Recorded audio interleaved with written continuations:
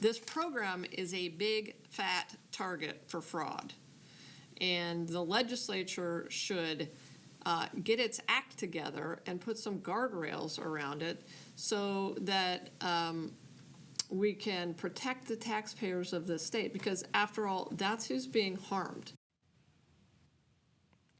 And that was Attorney General Chris Mays last week responding to School Superintendent Tom Horne's new plan to erase a massive backlog of claims for reimbursements from families in Arizona's school voucher program.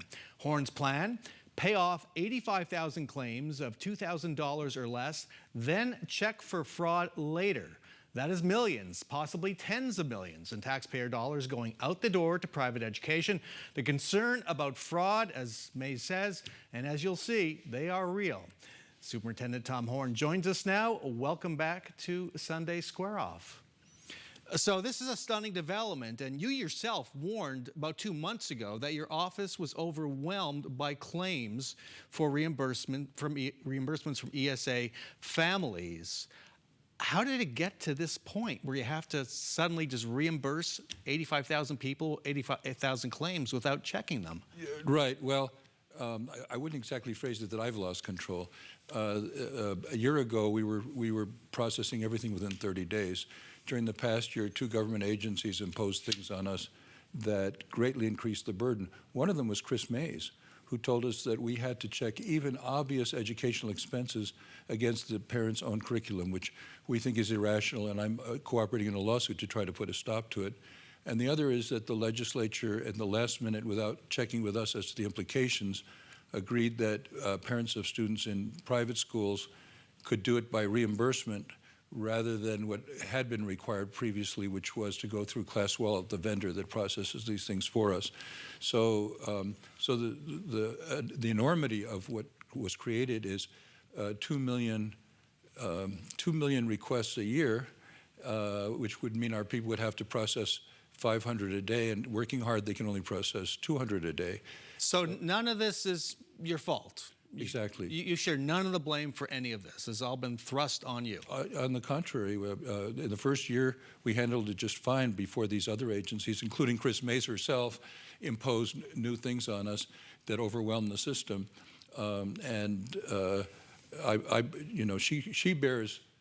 She bears blame. She imposed this on us. Chris Mays bears the blame, yeah, not you as the administrator. Yeah, I as the administrator have to deal with it, but Chris Mays is the one who imposed burdens on us that increased the volume, and we couldn't process within 30 days. It got to be 90 days, which is... Could the volume of ESA families now in the program, 83,000, have anything to do with this? Yes, that's also a factor. Okay. Do you have a dollar figure for the total for what those 85,000 reimbursements are going to cost? I don't have a dollar figure. But what you have to understand, Bram, is that the way we're dealing with it, as the administrator, I have to deal with the problem, is the system that every other government agency, federal or state, deals with that volume, which is to have what they call risk-based auditing. And we have 2 years to audit. So even though the amounts are small, we don't want any fraud to occur. We will, if anybody commits fraud, we'll catch it, if not sooner than later. And I do want to point out, it's not just a concern about tax dollars, but also a concern about these ESA families who've been carrying these expenses for many months, who've been growing frustrated that they have not been reimbursed. Right. For That's why I had to change the system, because I don't think it's tolerable to have for them to have to wait 3 months. So Chris Mays is concerned about fraud, and I just want to provide some context for those concerns. Yeah. Back in October, your first solution for the backlog tried and failed was a plan to fast-track reimbursements of less than $75. It backfired when ESA holders loaded up on Amazon gift cards, which is against the rules. Right.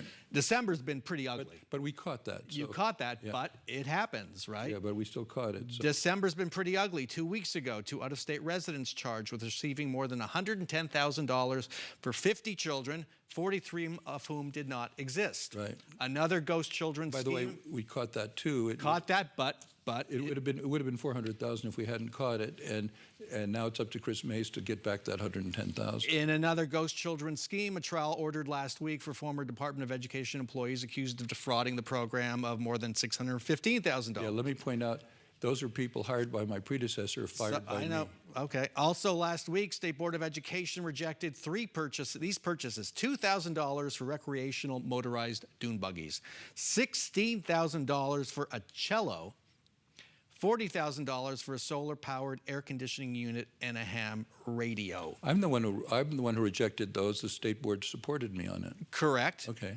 But this is all happening. Well- and the question is, how do taxpayers know that more of this isn't happening, especially with $85,000 claims for reimbursements Right. getting bulk approvals? Right.